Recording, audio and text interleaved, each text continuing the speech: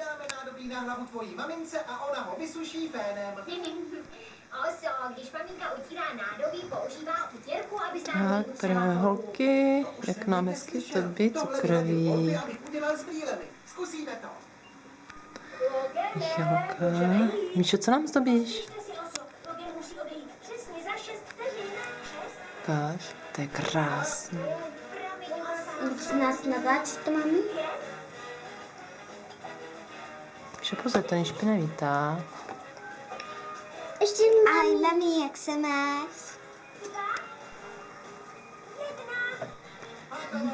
Super úkol je splněn. Mami. Mami. Máma. Máma. Mami. Děkuji ti za pomoc. Teď musím jít do... mami. Ahoj. Máma.